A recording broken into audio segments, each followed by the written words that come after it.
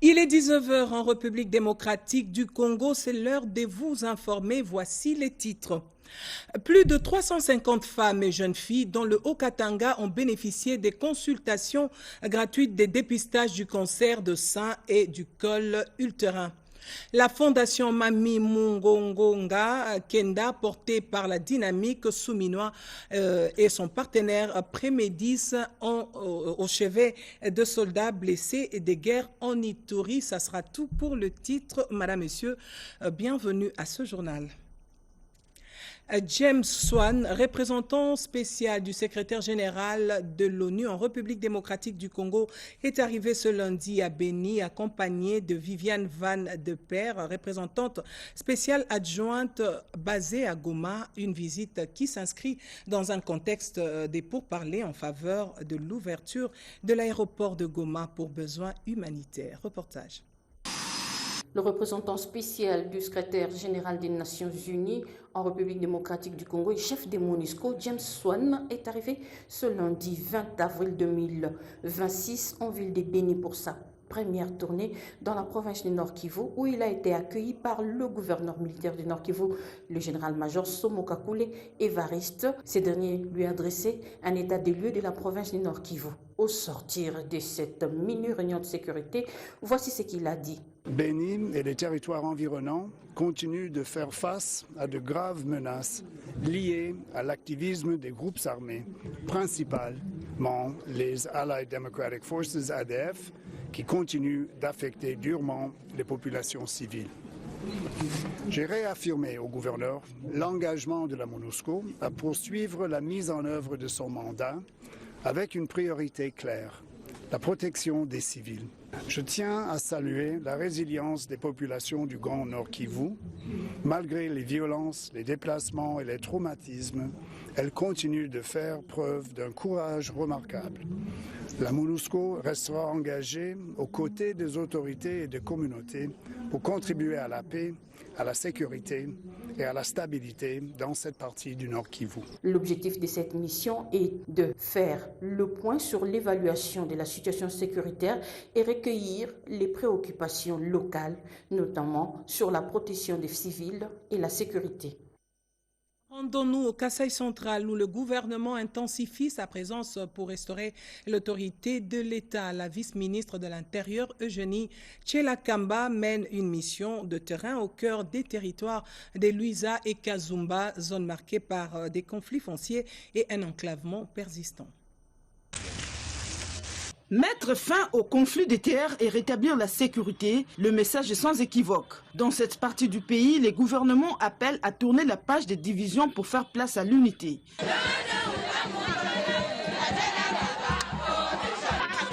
Nous sommes sur l'axe Bilomba-Kambambaï, sur la route nationale reliant Kazumba à Luiza. Ici, la vice-ministre de l'Intérieur, Eugénie Tchelakamba, adopte un ton ferme. L'autorité de l'État doit s'imposer sans compromis.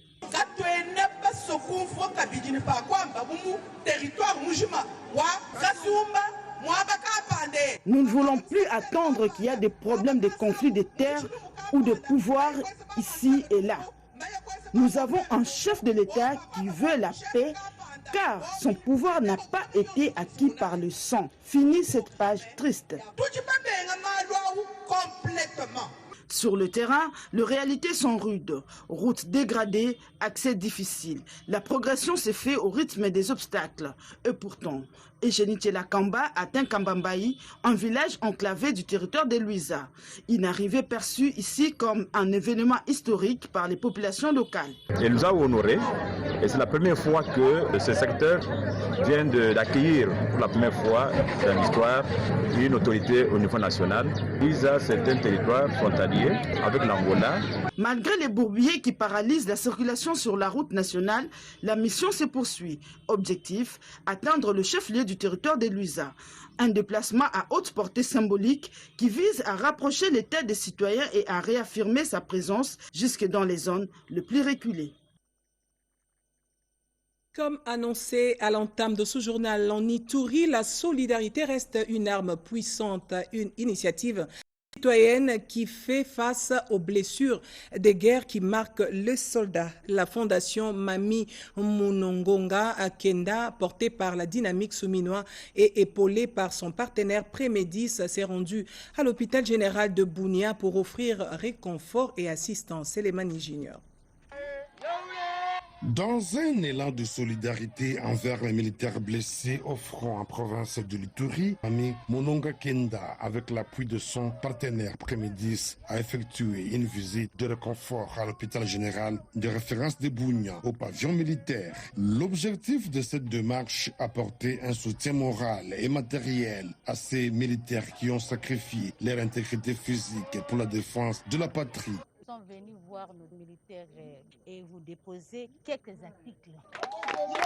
Sur place, la délégation conduite par Madame Mami Munonga Kenda est allée à la rencontre de blessés, leur adressant des messages de compassion et de réconfort. Des vivres et non-vivres ont également été distribués aux bénéficiaires. Sacs de riz, bidons d'huile, farine, sel, savon et plusieurs autres produits de première nécessité. Nous, notre devise, comme on dit toujours, il y a plus un plaisir de donner qu'à recevoir. Et s'ils sont aujourd'hui là-bas dedans, c'est à cause de nous, à cause de ces pays.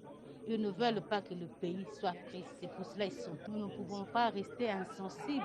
La réception de ces dons a été assurée par le capitaine médecin Luenda Matota, qui a salué ces gestes empreints de signification présents à cette activité. Le partenaire Prémédis a de son côté réaffirmer sa volonté de continuer à accompagner les initiatives humanitaires en faveur de forces de défense. Ce geste fort intervient dans un contexte où les militaires engagés sur différentes lignes de front continuent de faire face à de nombreux défis sécuritaires en Ituri. L'Université de Bunia et la RTNC Bunia renforcent leurs liens autour d'une vision commune des modernisations et des rayonnements. La rencontre de ces deux parties a permis de mettre en lumière la volonté de collaborer pour offrir une nouvelle image au paysage médiatique local et valoriser les efforts d'investissement déjà engagés. C'est les Mani Junior. Un partenariat entre l'Université de Bunia et la RTNC Ituri s'annonce dans les jours à venir. L'annonce est du professeur Serge Tonen, secrétaire général académique et recteur AI de l'Université de Bunia, à l'issue d'un entretien qu'il a eu ce lundi 20 avril avec le directeur provincial de la RTNC Ituri, Banks Mubengwa Katonji. Le recteur intérimaire de l'INIBU compte sur l'expertise de la RTNC dans la formation de ses étudiants de la faculté de la communication. Agréablement surpris des travaux de construction de la RTNC Athènes Ituri et que j'ai un mot d'encouragement à toute l'équipe dirigeante. Nous sommes la pépinière de production, n'est-ce pas, de futurs professionnels en communication. L'Université de Bunia a un département de communication et forme de futurs communicologues. Alors, l'objectif principal de ma visite était d'abord d'évaluer un peu les différents projets de la RTNC avec la construction en cours de l'antenne de télévision locale qui n'existe pas et que ça n'existe pas dans la ville et que l'idée ici c'est de voir comment est-ce que nous pouvons établir un partenariat avec l'université, premièrement dans le cadre de la formation, la professionnalisation de nos étudiants, dans l'accompagnement en stage, accompagnement également dans les différents travaux de recherche en communication. Le secrétaire général académique de l'Université de Bunia encourage l'équipe dirigeante de la RTNC Ituri, en tête Banks Mubengwa Katonji, pour l'esprit d'initiative visant à transformer l'image de ces médias publics dans cette partie du pays. Notons qu'une visite guidée du studio radio ainsi que du chantier qui servira du bâtiment de la télévision à clôturer cette visite. Des travaux qui avancent à pas géant sont financés par l'entreprise congolaise Mogabaon. Rappelons que l'Université de Bunia se prépare à recevoir ces nouveaux bâtiments construits aux standards internationaux dans le cadre de la vision de l'État. Félix Antoine Tshisekedi Tshilombo. À Kinshasa, il s'est tenu une parade mixte au terrain de la paroisse Sainte Rita à Mongafula, au cours de laquelle le commissaire provincial de la PNC, vu de Kinshasa, le général Israël Kantou Bankoulou, a appelé les policiers à la discipline et au respect des droits humains. Gustave Chibumbu nous en parle dans son reportage. Le commissaire divisionnaire Israël Kantou Bankoulou a appelé ses troupes à la discipline, à l'ordre et surtout au respect des droits de l'homme et des droits humains dans les opérations. Il a de ce fait dénoncé plusieurs pratiques contraires aux règlements et aux règles de discipline. Discipline et vous devez opérer dans la discipline et le respect des droits humains. Vous devez cesser de tracasser la population, de vous associer avec les malfaiteurs. La discipline doit circuler dans vos veines. Je ne dois pas entendre parler encore des rapports obligés par vos chefs. Ça doit cesser. Si votre chef vous impose, venez le dénoncer chez nous.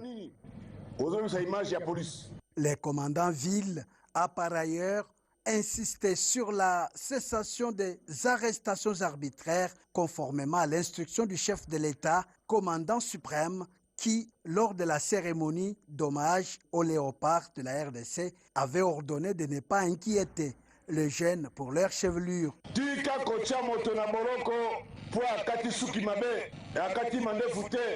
N'arrêtez pas les jeunes à cause de leur chevelure ou barbe. Ce n'est pas une infraction. Mais si ces jeunes troublent l'ordre public, volent, tuent ou violent, là, vous devez les arrêter. Cette parade s'inscrit dans une série programmée à travers tous les commissariats urbains de la police en vue d'une causerie morale avec tous les policiers au sujet du climat de confiance qui doit primer dans les relations entre la police et les kinons. Les enjeux liés à la lutte contre l'insalubrité, l'insécurité ainsi que l'amélioration de la voirie urbaine, il en était question avec le gouverneur de la ville de Kinshasa, Daniel Lubaki Bumba, et le notable et habitant de la commune de Bumbu. Serge Merlin Mata pour plus de détails. La lutte contre l'insécurité dans la commune de Bumbu était au cœur de ces échanges, au cours desquels l'autorité provinciale de Kinshasa, Daniel Bumba Lubaki, a fermement dénoncé les comportements inciviques, notamment les jets de déchets sur la voie publique et dans les caniveaux, en particulier sur les routes récemment réhabilitées, tout en appelant à une prise de conscience collective. Les chefs de l'exécutif provincial de Kinshasa, Daniel Bumba Lubaki, a souligné que la salubrité de la ville repose sur l'implication de tous. Il a à cet effet exhorter les habitants de Bumbu à participer activement aux initiatives communautaires, en particulier au salon hebdomadaire. Dans la même dynamique, Daniel Bumba Lubaki s'est réjoui des avancées enregistrées jusque-là dans la réhabilitation, la voirie urbaine. Allusion faite à l'avenue Matapolé. Il a à cette occasion annoncé les lancements dans les tout prochains jours des nouveaux travaux de modernisation sur plusieurs axes routiers de Bumbu, en droite ligne avec la vision du président de la République, Félix Antoine Tshisekedi Tshilombo, à savoir les avenues Loya, Mafuta, Birmanie et Révolution. Kinshasa se bétonise, Kinshasa se fascise. Et Bumbu se bétonise, Bumbu se fascise. S'inscrivant dans une stratégie d'action de proximité, cette descente du gouverneur de la ville de Kinshasa dans la commune de Bumbu illustre la volonté de l'exécutif provincial de renforcer la sensibilisation et d'encourager un changement durable des mentalités. En marge de cette visite, le gouverneur de la ville de Kinshasa, Daniel Bumba Lubaki, a également pris part à la cérémonie d'intronisation du député provincial de Kinshasa, Ronald Kisamba, en qualité de président de la plateforme Kibobo, section Bumbu. Longtemps locataire, la direction provinciale de la DGM Kasaï va bientôt travailler dans ses propres locaux. La cérémonie de la pose de la première pierre pour la construction de son bâtiment a été présidée par le ministre provincial de l'Intérieur. Ce mercredi 15 avril 2026 à Chikapa, il a été procédé à la pose de la première pierre pour la construction du bâtiment devant abriter les bureaux provinciaux de la Direction générale des migrations, DGM. La cérémonie a été présidée par le ministre provincial de l'Intérieur et gouverneur ad interim du Kasaï, Peter Chiswaka, en présence du directeur central technique de la DGM, M. Panda Desmet, des députés provinciaux ainsi que des membres du Conseil local de sécurité. La dotation d'un bâtiment à cette institution publique l'épargnera aux difficultés des loyers, lui permettra d'avoir un cadre approprié et moderne pour ses activités et lui assurera un bon fonctionnement. Prenant la parole, l'administrateur principal de Dukaoto, directeur provincial de la DGM Kasaï, a exprimé sa gratitude à la direction centrale de la DGM ainsi qu'à l'Office international des migrations, OIM, pour le cofinancement de ces projets. Toute notre gratitude à M. le directeur général de la DGM qui ne ménage aucun effort pour doter les services des infrastructures modernisées selon les standards internationaux. Au nom du directeur général, M. Panda Desmet a salué cette initiative qui vient renforcer les capacités opérationnelles de la DGM dans la province du Kasaï. La cérémonie s'est poursuivie avec la présentation détaillée de la maquette et du plan du futur bâtiment qui sera érigé en étage et comprendra plusieurs bureaux ainsi que des garages. Ces travaux seront exécutés par la société Solar Energy Engineers Group SEG pour une durée de 7 mois. Il convient de rappeler que depuis sa création, la direction provinciale de la DGM fonctionnait dans les locaux loués. La concrétisation de ces projets constitue ainsi un motif de satisfaction pour l'ensemble des agents de la DGM Kasaï. Ibrahim Tchenda Balonga, président fédéral de l'UDPS Tshisekedi dans le Haut-Uélé, apporte son soutien au chef de l'État pour avoir accordé encore 50 km de voirie à Isiro. Il remercie le gouverneur Jean Bakomi Togambu pour sa remarquable participation lors des assises de Bandundu et de Kinshasa. Damas et Solé. Excellence, Monsieur le Président de la République, le Haut-Uélé avait été la capitale de l'or vert. Les assises historiques tenues dernièrement à Bandundu et à Kinshasa, le président fédéral de l'UDPS Haut-Uélé, Ibrahim Tchenda Balonga, jette des fleurs au gouverneur du Haut-Uélé. Je tiens à féliciter sincèrement le gouverneur Jean Bakomi Togambo pour sa brillante prestation lors des assises de la 13e édition de la conférence des gouverneurs présidée personnellement à Bandundu dans la province du Kwilu par le chef de l'État, son Excellence Félix Antoine Tshisekedi Tshilombo. Il en est aussi de son expertise avérée lors de la conférence nationale sur les infrastructures à Kinshasa.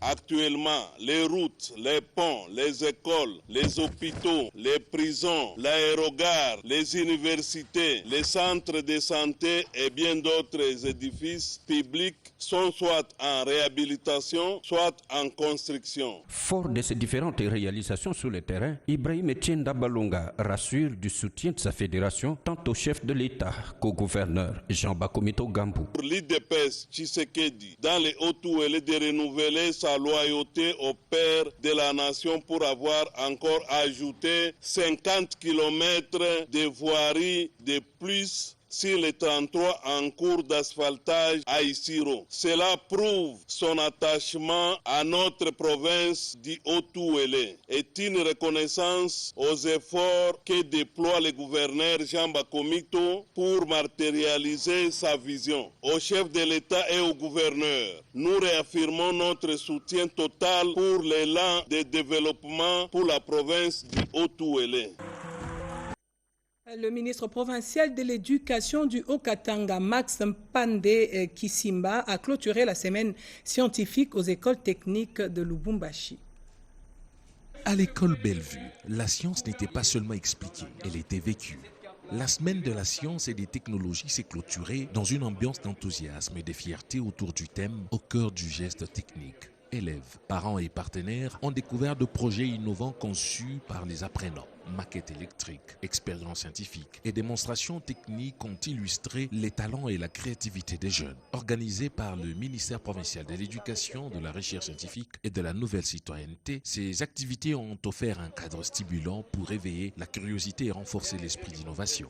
Après la visite des stands, son Excellence Max Mpandeki Simba a salué l'engagement des enseignants et l'implication des élèves. Le ministre provincial a également rendu hommage au chef de l'État Félix-Antoine Tshisekedi Tshilombo ainsi qu'au gouverneur intérimaire Martin Kazembe Choula pour leur vision d'un Haut-Katanga apaisé et résolument tourné vers le savoir. Je ne saurais clore mon allocution sans rendre un vibrant hommage à son Excellence Félix-Antoine Tshisekedi Tshilombo, président de la République et chef de l'État, pour les efforts déployés afin de restaurer la paix sur l'ensemble du territoire national et particulièrement dans notre province du Haut-Katanga.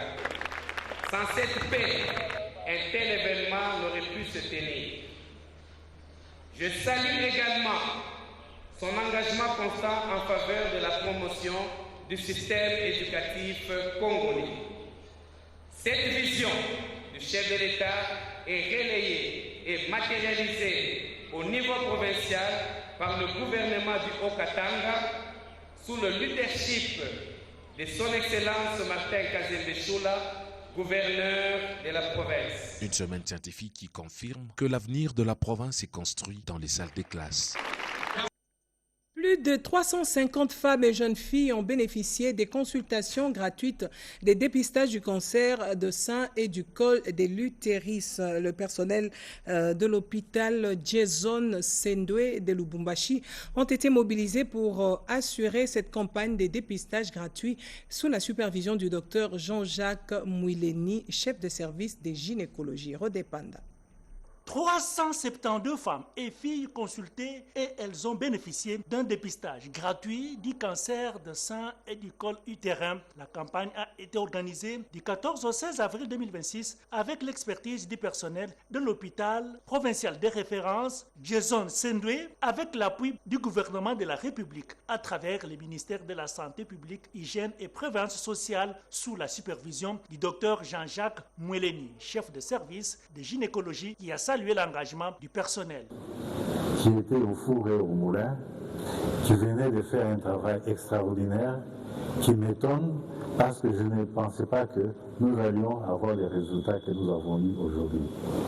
Si vous voyez le chiffre sur lequel nous tablions, entre 100 et 200 femmes que nous aurions pu recevoir, en tout cas nous sommes allés au-delà. Bénéficiaires d'une prise en charge sanitaire avec des consultations gratuites, ces femmes ne pouvaient pas rester indifférentes. J'ai été aussi informée par une autre personne, mais quand je suis arrivée, minakuta qui est pourquoi organisation, biote binapita bien ma examen. Vous pouvez venir aussi, il y a du sérieux. C'est vraiment une initiative que nous apprécions. Nous voudrons encore que ça puisse continuer. En tout cas, nous louons cette initiative et nous lui disons merci pour cette opportunité. Il s'est de noter que cette campagne gratuite est une initiative du ministère de la Santé publique, Hygiène et Prévention sociale, appuyée par l'association Femmes et Promotion ainsi que la Banque of Africa dans le cadre des activités du mois de mars dédié aux droits des femmes. Suivons à présent cette réunion du comité de pilotage du programme d'investissement pour la forêt dans la province de Mai-Ndombe. La République démocratique du Congo accélère sa riposte contre le changement climatique. Au cœur de ces dispositifs, le mécanisme RED+, transforme la protection des forêts en opportunité économique. Sa mission est de mobiliser des fonds et garantir leur utilisation transparente pour réduire la déforestation dans la province de Mai-Ndombe. Les programmes de réduction d'émissions portent déjà ses fruits. Un accord historique signé avec la Banque mondiale prévoit la vente de 11 millions de tonnes de carbone pour un montant total de 55 millions de dollars américains. Réunis en comité de pilotage présidé par le directeur du cabinet du ministre des Finances, Alain Malata, les responsables du FONARED se penchent sur les orientations stratégiques et la mobilisation des fonds et leur utilisation pour accélérer la mise en œuvre du programme et garantir des résultats concrets dans la province du Mai-Ndombe. Aussi, d'analyser et approuver le plan de travail du budget annuel PTBA 2026. Un tournant décisif pour la République démocratique du Congo entre protection de son immense forêt et la valorisation économique de ses ressources naturelles. Financé par la Banque mondiale, et coordonné par l'UCPIF. Les plans du partage des bénéfices s'effectuent à la grande satisfaction des communautés locales et des populations autochtones. Plusieurs réalisations en témoignent, telles que des jeeps, des motos, des outils agricoles remis aux bénéficiaires, ainsi que l'inauguration des forages effectués par le gouverneur de la province de Mai-Ndombe, Lebon Kevani, acquis pour le gouvernement provincial de Mai-Ndombe. Restons toujours dans la province de Mai-Ndombe, cette fois-ci avec les militants et cadres de l'Union sacrée de la nation qui ont, au cours d'une matinée politique, réaffirmé leur soutien indéfectible au chef de l'État pour les efforts déployés pour la stabilisation du pays dans sa partie est occupée par le rebelle de l'AFC M23 soutenu par le Rwanda. C'est au cours d'une matinée politique tenue ce samedi 18 avril 2026 au siège de l'Union sacrée Mai-Ndombe, situé au quartier Makolongoul dans la commune d'Empongonzoli à Inongoville, que les membres des cadres des partis politiques de la famille présidentielle ont pris un ferme engagement, celui de ne pas lâcher au soutien indéfectible au président de la République Félix Antoine Tshisekedi Tshilombo. Réuni comme un seul homme, l'Union sacrée Mai-Ndombe dit s'aligner derrière les directives du président de la République, car le Mai-Ndombe est et restera acquis au chef de l'État pour tous les sacrifices qu'il fait pour le bien-être de la population congolaise. Dans une déclaration accordée à la presse locale dont la teneur a été dévoilée par le gouverneur Lebon Kosokevani en sa qualité de président du conseil provincial de l'Union sacrée Mai-Ndombe, l'Union sacrée Mai-Ndombe dit s'aligner derrière la vision du chef de l'État Félix Antoine Tshisekedi Tshilombo, tout en accompagnant toutes ses actions, car tout ce qu'il fait, c'est au prorata des Congolaises et Congolais. Union sacrée de la nation province du Mai-Ndombe remercie le secrétaire permanent, l'honorable professeur Mbata, pour l'entérinement de ses membres du conseil provincial, du secrétariat exécutif, de la représentation des femmes et de la représentation de la jeunesse. L'Union sacrée province du Mai-Ndombe félicite son Excellence Félix Antoine Tshisekedi Tshilombo, président de la République, chef de l'État, haute autorité de l'Union sacrée, pour sa diplomatie hyper agissante, dont les retombées sont palpable. S'agissant du débat de la révision constitutionnelle, l'Union sacrée Mai-Ndombe prend acte et se dit prête pour cet accompagnement, car tous les Congolais se retrouveront pour cette loi mère. L'Union sacrée de la nation province du Mai-Ndombe dit oui au changement de la Constitution. L'Union sacrée de la nation province du Mai-Ndombe appuie toute initiative prise par une fraction du peuple visant, allant dans le sens de demander la révision constitutionnelle conformément à l'article 218.4 de la Constitution de la République démocratique du Congo. Il s'est déplacé qu'au cours de ces cafés politiques, les nouveaux animateurs de l'Union sacrée Mai-Ndombe récemment nommés par le secrétaire permanent de l'Union sacrée, le professeur André Mbata, ont été présentés où Joseph Dido Ipondo, cadre de l'Union pour la démocratie et le progrès social, IDPS Tshisekedi et le président, et le gouverneur Lebon Kosokevani, cadre de la POSEM et le président du conseil provincial. La protection des données à caractère personnel en RDC, c'est l'intitulé d'un nouvel ouvrage écrit par Maître Coco Kayoudi et Jean-François Enroth. Ce livre fait la collecte, le traitement et la protection des données personnelles tout en garantissant les droits fondamentaux des citoyens. Christelle Louindoula. Des gouttes de champagne sur ce livre pour baptiser cet ouvrage qui pourrait bien changer la donne sur les données personnelles en RDC.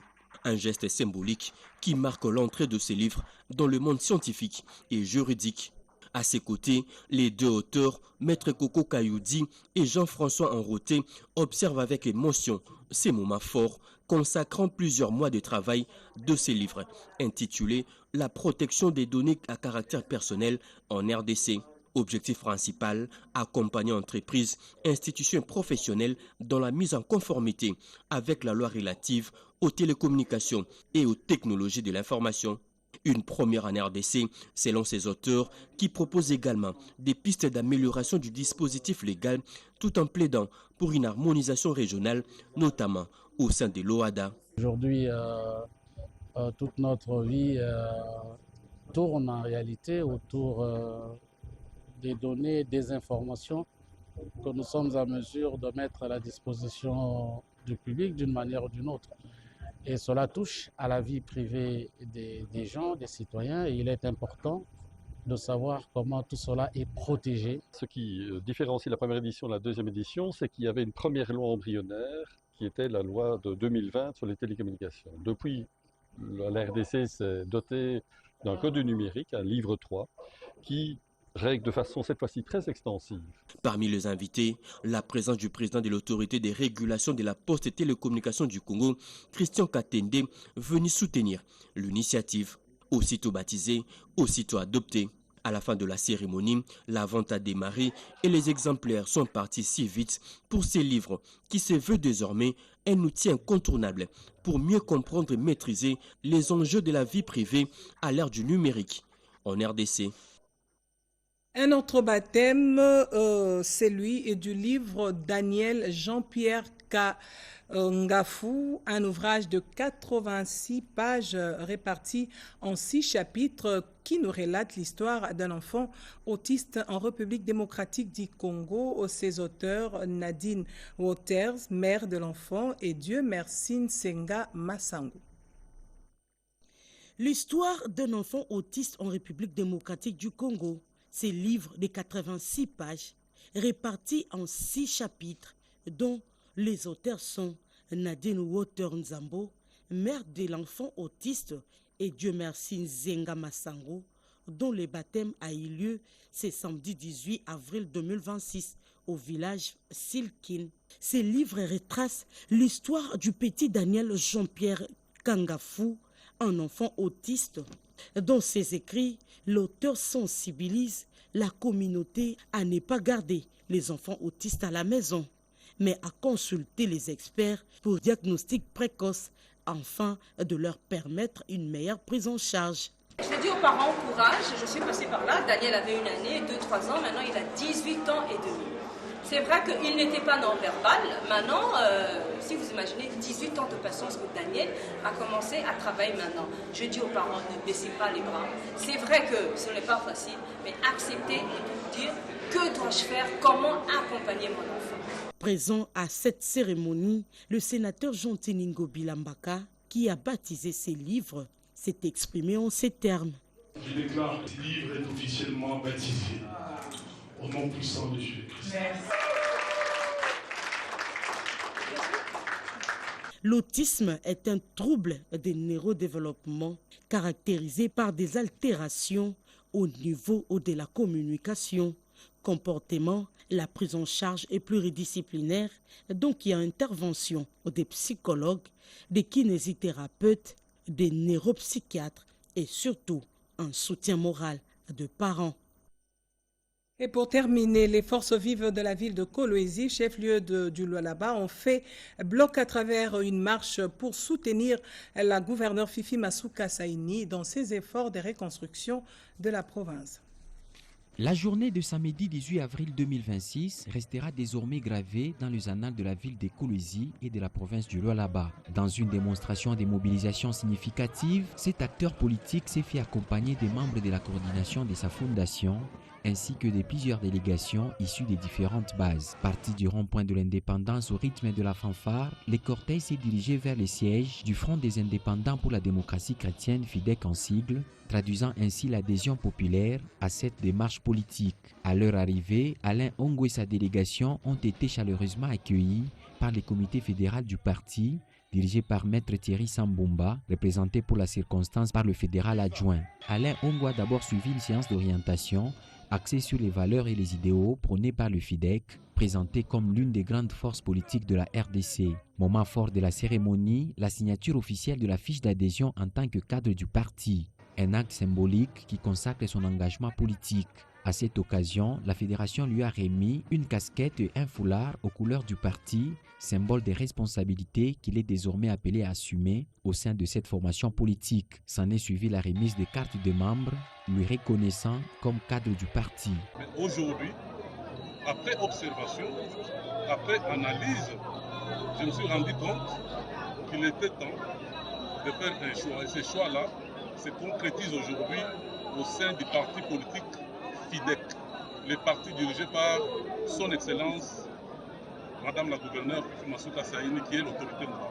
Poursuivant son intervention, il a lancé un appel à la mobilisation, affirmant que le Lualaba doit se rassembler autour d'un leadership fort, invitant ainsi les hésitants à rejoindre les FIDEC.